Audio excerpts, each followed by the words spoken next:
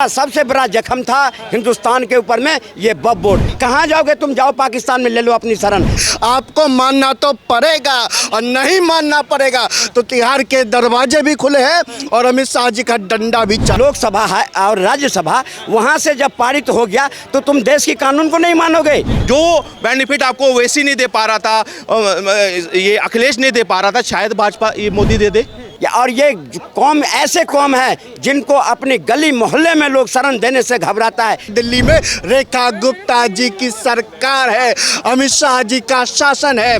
वक्फ board को समर्थन कर रहे हो तो तुमसे घटिया, अब मैं कहता हूँ ये हिजड़े हो। हिंदू समाज के पास अगर सनातन बोर्ड नहीं था तो इनको वक्फ बोर्ड देते हुए ये परहेज नहीं आया। ममता को भी फूंक दो, हमें क्या असर पड़ता है? अखिलेश के कनौज में जाओ, अखिलेश समेत सबको फूंक दो। देखिए 370 को भी माना ना, लेकिन 21-22 राज्यों में भाजपा की सरकार है, वहाँ गलती से कोई काम मत कर लेना। अब इतनी प्रॉपर्टी आप रोने लग रहे हो तो तब बोलो आ जाओ बाहर लड़ो। सड़क पर नमाज नहीं पढ़ने दिया जाता है। ये हिंदुस्तान है, हिंदुओं का देश है, हिंदुओं का सड़क है। ममता दीदी उन्हीं जो बांग्लादेशी रोहिंग्याओं के बलबूते उछल रही है। जरा बाबा के गोरखनाथ पर मैं कह के देख लेते, अच्छी तरह से लाल कर देता तुम्हारे पिछवाड़े। याद है ना, ये वही लोग थे जो कहते थे कश्मीर में कोई तिरंगा उठाने वाला नहीं मिलेगा। हिंदू जो सांसद वक्फ बोर्ड के पक्ष में समर्थन किए हैं उनको जाए तो दौरा दौरा के मारना। नमस्कार, आप देख रहे हैं वो न्यूज़ और मैं हूं आपके साथ विनायक कुमार। देखिए, एक तरफ वक्फ बिल को लेकर कहीं पर खुशी देखी जा रही है, कहीं पर विरोध देखा जा रहा है। और कल जिस तरह से तस्वीरें सामने आई कि ममता बनर्जी के राज्य में पश्चिम बंगाल में किस तरह मुस्लिम सड़क पर है, बेखौफ नियमों को तोड़कर कानून की धज्जियां उड़ाकर सड़कों पर जो है खुलेआम वो लोग प्रोटेस्ट कर रहे थे और बंगाल पुलिस पूरी नाकाम दिखाई दी।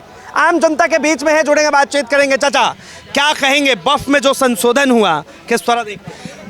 सारी देश देख रहा है, विदेश देख रहा है, और खासकर यहाँ 120% जो हिंदू समाज है वो फूले से नहीं समा रहा है। जो वक्फ बोर्ड की जो मनमानी चल रही थी ना, उस पर किस तरह से मोदी जी के जो क्लिनिक में आज 11 साल से दर प्रतिदर उन पुराने फोड़ों का इलाज किया जा रहा है। आइए, और पुराने से पुराने जितने भी घाव है सबका इलाज मोदी जी के नेतृत्व में हो रहा है और होता जा रहा है। जिसका पहला था राम मंदिर, दूसरा था धारा 370 और तीसरा सबसे बड़ा जख्म था हिंदुस्तान के ऊपर में ये वक्फ बोर्ड, जिसको उन्होंने 3 तलाक भरते हैं, लेकिन सबसे बड़ा जख्म था तो ये वक्फ बोर्ड था, जिसको अच्छी तरह से सर्जिकल स्ट्राइक करके और मोदी जी ने उनको अलविदा कर दिया। लेकिन देखिए, कई ऐसे मुस्लिम नेता है जो कह रहे हैं कि भाई मोदी जी मुस्लिम विरोधी है, इसलिए वक्फ बिल लेकर आए। मोदी जी मुस्लिम विरोधी अगर होते तो 32,000 किट बांटते, उन्होंने बांटे ना।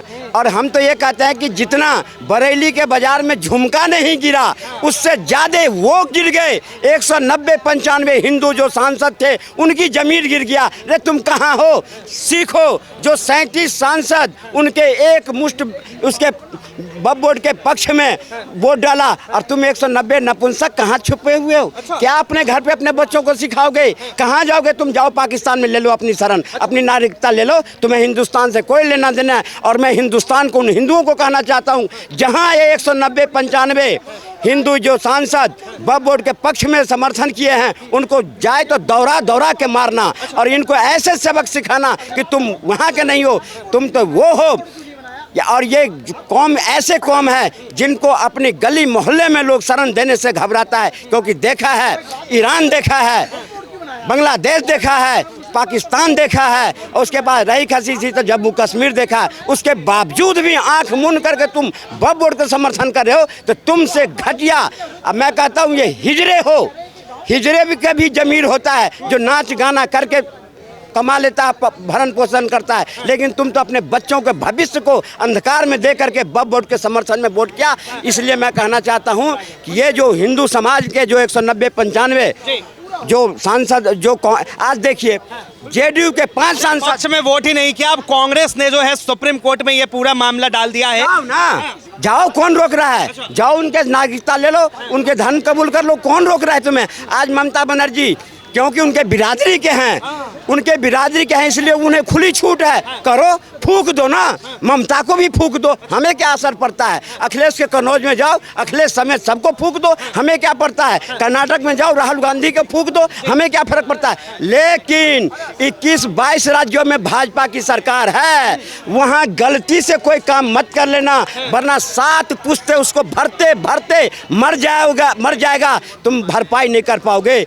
ये जो बिल लाया गया है, एक तरफ जो है अमित शाह कहते हैं कि भाई अब बिल आ गया है, देश के तमाम लोगों को मानना पड़ेगा, और दूसरे तरफ जो है वो वैसे ही बिल फाड़ देते हैं। गलती है ना, वो सही कहे ना अमित शाह जी। जो संविधान, जो सबसे बड़ा अदालत है, सुप्रीम लोकसभा है और राज्यसभा, वहाँ से जब पारित हो गया तो तुम देश के कानून को नहीं मानोगे, तुम देश के कानून को नहीं मानोगे, तुम जुडिशियली पर प्रश्न खड़ा करोगे तो भुगतना पड़ेगा। आज ओवैसी जा रहे हैं कोर्ट में, या ये जा रहे हैं कहाँ। एक समय था जो हम अपने हक के लिए सुप्रीम कोर्ट नहीं जा सकते, हाई कोर्ट नहीं जा सकते, थाना नहीं जा सकते, कहाँ जाते थे, वक्फ बोर्ड के जो कार्य, उनके जो ऑफिस है लखनऊ में, वहाँ जाना पड़ता था। आज नेता तो कह रहे कि भाई हमारे अंगने में तुम्हारा क्या काम है, वक्फ बोर्ड में हिंदुओं की क्या जरूरत है। तो इससे पहले हमारे अंगने में तुम्हारा क्या काम था, क्यों तिलमिला रहे थे, क्यों तिलमिला रहे थे। जो हमें कुंभ में जाने नहीं दिया जा रहा है, हमारे क्या कहते हैं ये, उस पर में हमें सड़क पर नमाज नहीं पढ़ने दिया जाता है। ये हिंदुस्तान है, हिंदुओं का देश है, हिंदुओं का सड़क है। यहाँ अगर हम कांवड़ यात्रा नहीं निकालेंगे, हम यहाँ जागरण नहीं करेंगे, तो क्या पाकिस्तान में जाके करेंगे। हमारे अंगने में उनका कोई काम नहीं है, उनका अंगना दे चुका मैंने। उनका अंगना जो था वो जिन्ना लेकर के चला गया। और आज अगर बॉर्डर खुला होता, उस टाइम खुला था और चले गए होते तो आटा के लिए वहाँ भीख मांगते। आज यहाँ पेट भर रहा है ना, इसलिए तो हाथ में पत्थर देने वाला, डाटा देने वाला जो देश का व्यापारी है, उसकी भी जो घर बनी है वो भी वक्फ बोर्ड के जमीन। तो ले लो ना। पहले तो कहते थे हम कागज नहीं दिखाएंगे, हक अपना जमाएंगे, अब कागज भी दिखाना पड़ेगा। और हक तो छोड़, अब अगर हक की बात करोगे तो मांगो ना। पहले तो कहते थे कागज नहीं दिखाएंगे, अब कागज दिखाओ, अब दिखाने पड़ेंगे। और इतना ही तुम्हारे में दम था तो एक बार अडानी पर तो कह दिए, अंबानी के घर पर तो कह दिए, जरा बाबा के गोरखनाथ पर मैं कह के देख लेते, अच्छी तरह से लाल कर देता तुम्हारे पिछवाड़े। वहाँ जा करके बोलो ना बाबा के, बाबा जो है मुसलमानों के संपत्ति जब्त करवा रहे हैं, वो सही है। बिल्कुल 100%। अगर अनथराइज संपत्ति है, जिसकी कोई कागज नहीं है, जिसकी कुछ नहीं है, और तुम अगर उस पर हक जमाओगे तो बाबा से बड़ा शासक आज तक इस देश में कोई पैदा नहीं हुआ है और न होगा। और जितना भी अराजकता फैलाने की कोशिश देश में कर रहे हो, जरा एक बार यूपी में करके देख लो।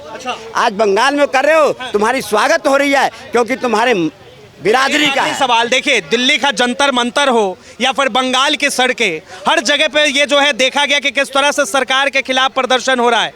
कहा जा रहा है ये तो अभी टेलर है, अभी दिखाएंगे। ये वही टेलर दिखाएं, वरना इनके जो जिन्ना के भूत है ना, बाकी 21 राज्यों में करके देखिए, अच्छी तरह से उतार दिया जाएगा।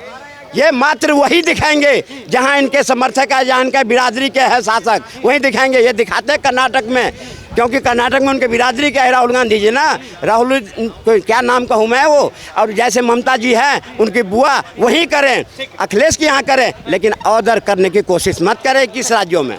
उधर भाई क्या कहेंगे। देखिए, वक्फ संशोधन बिल के बाद कहीं पर मिठाइयाँ बांटी जा रही है, कहीं पर नाराजगी देखी जा रही है, क्या कहेंगे, किस तरह देखते हैं। देखिए, जो नाराज है उनको नाराज रहने दीजिए। वो 2014 से नाराज है, क्योंकि देश की जनता ने उनको नाराज करके छोड़ा है और कहा है कि तुम नाराज ही सही। अरे भैया, 370 जब आया था, याद है ना, ये वही लोग थे जो कहते थे कश्मीर में कोई तिरंगा उठाने वाला नहीं मिलेगा। आज जाकर देखिए, कश्मीर के लाल चौक पर ही नहीं, पूरे कश्मीर में शान से तिरंगा लहराता है। 2 विधान, 2 संविधान, 2 प्रधान, 2 निशान को खत्म करके अमित शाह जी ने दिखा दिया, कोई मक्खी भी नहीं भिनभिना पाई।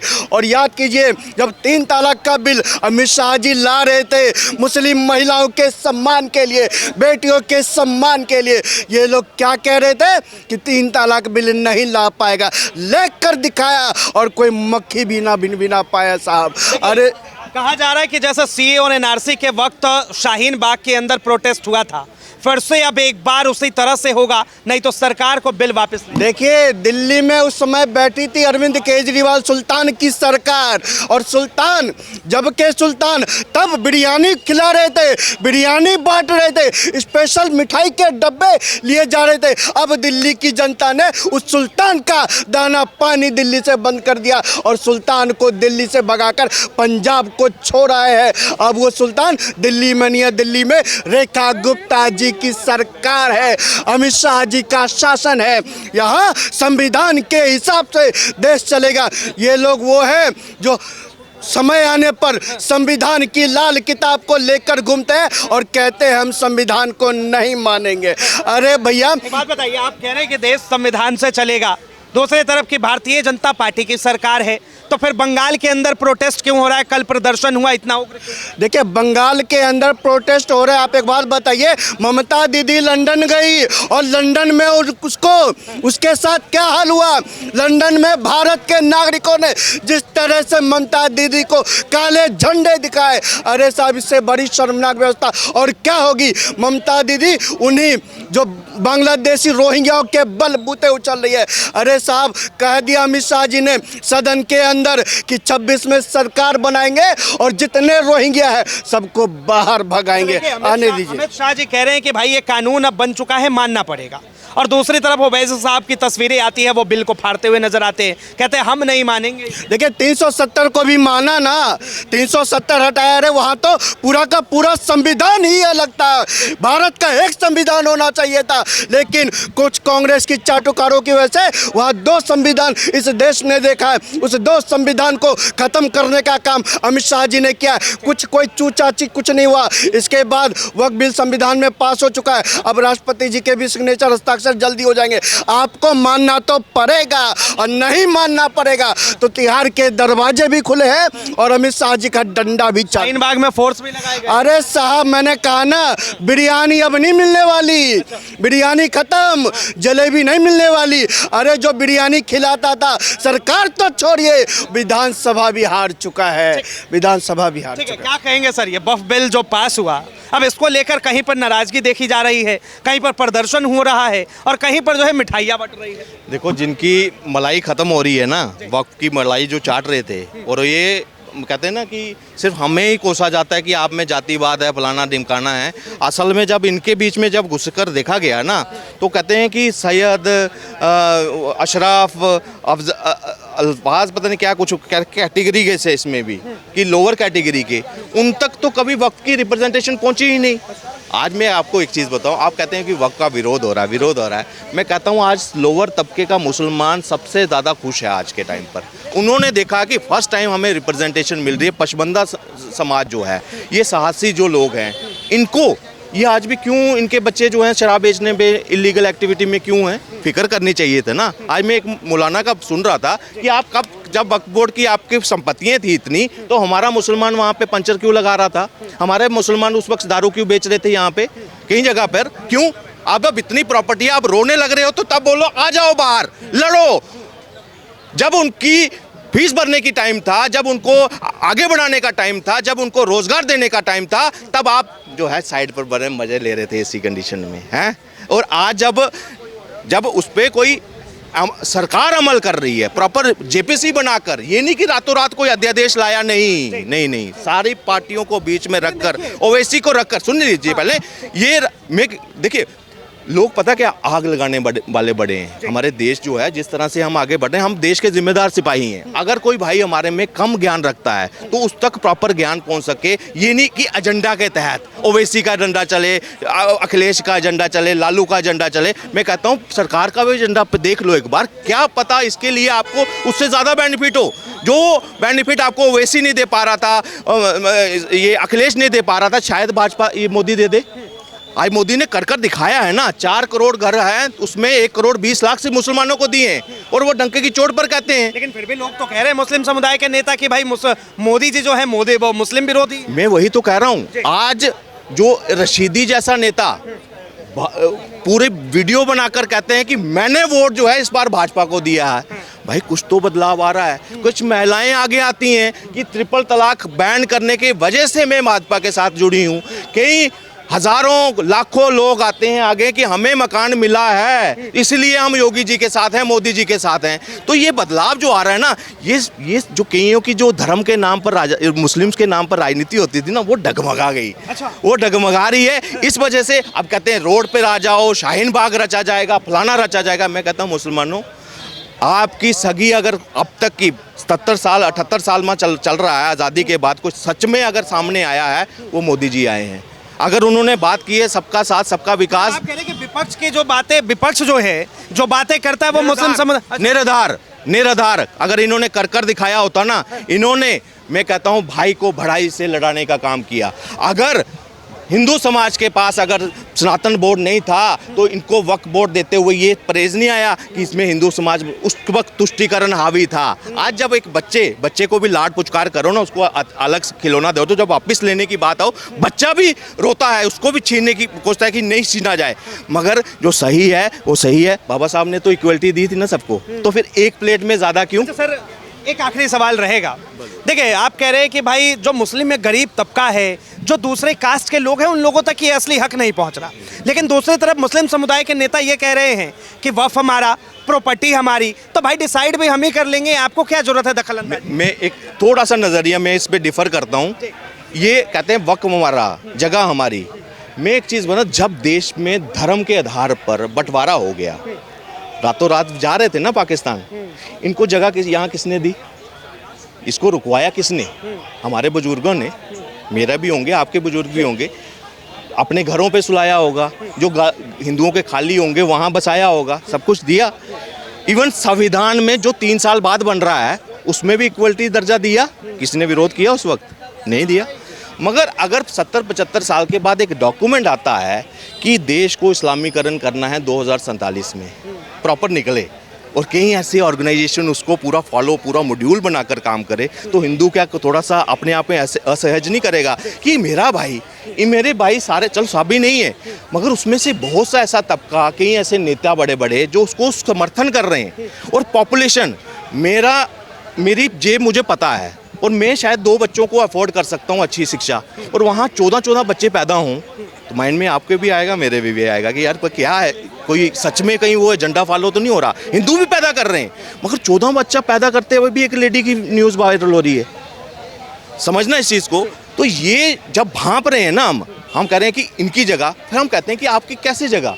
हमारे बुजुर्गों ने आपको किया, एक तरह से आपको ये होना चाहिए कि आपके पर एक एहसान हुआ, एहसान दिया, आपको बराबरी का दर्जा दिया अपने साथ, मगर आप उसका दुरुपयोग करोगे, वो भी अपने नेताओं के कहने पर, विदेशी एजेंडा फॉलो कर यहाँ पे देश को टुकड़ा करने की सोचोगे अगर, तो वो बर्दाश्त नहीं किया जाएगा। आज वो कहते हैं कि भाई अगर पहले इनको अतिरिक्त दिया भी गया था, अलग हक दिया, देखो अनकॉन्स्टिट्यूशनल था ये, जो कहूँगा जितनी पावर इसको दी गई थी कि किसी भी ज़मीन पर आप हक रख दोगे, उसको चिल्लाने का भी हक नहीं दिया कि ट्रिब्यूनल कोर्ट जाएगा, वो भी उनका, हाई कोर्ट जाएंगे। अगर जो ये संशोधन हुआ है, इससे आप खुश? देखिए, ये बड़ा ज़रूरी था आज के टाइम पर कि एक मतभेद जो है ना, गैप बन रहा था हिंदू मुस्लिम का में। इसमें आप बोलोगे कि भाजपा की नहीं, ये पीछे जो बीज बोकर गए थे ना ये कांग्रेस, ये उसकी वजह से गैप बढ़ गया, ये पावर बढ़ गया था। कहाँ 50,000 एकड़ 1950 जो है अब दूर की 2 लाख एकड़ हो गई। आज जो है इसकी बराबरी होगी। कल को ये कोई समाज ये नहीं कहेगा कि यार मेरे पास पावर नहीं है। आज वो भी अपनी आवाज़ उठा सकते हैं। और मैं कहता हूँ जो दलित नेता चिल्ला रहे हैं ना बड़े, इसमें जय भीम जय मीम के नाम से, मैं उनको भी एक कहता हूँ 40% केस ऐसे हैं जिसमें वक्फ के केस चल रहे हैं दलितों के। तो आपको तो मैं कहता हूँ शुक्रगुजार होना चाहिए कि एक रिप्रेजेंटेशन आपके लोगों के भी, जिसके साथ कोई अन्याय हुआ है तो उनको रिप्रेजेंटेशन मिली है अपना आवाज़ आगे कोर्ट में पहुंचाने की। तो ये ज़रूरी था, लोग सुनवाई हो सकती है और उनका हक उनको मिल सकता है। बहुत बहुत धन्यवाद तमाम जानकारी के लिए। तो ये आम जनता की बातें हैं, आम जनता की राय। बहरहाल जिस तरीके से वक्फ बोर्ड को लेकर 2 तबका बटा हुआ है, इस चीज़ को लेकर आप क्या सोचते हैं? क्योंकि तमाम ऐसे एमपी हैं जो लगातार इस पर अपनी अपनी राजनीति कर रहे हैं, अपनी अपनी राजनीति को चमका रहे हैं और आम जनता को कहीं ना कहीं इधर से उधर भटका रहे हैं।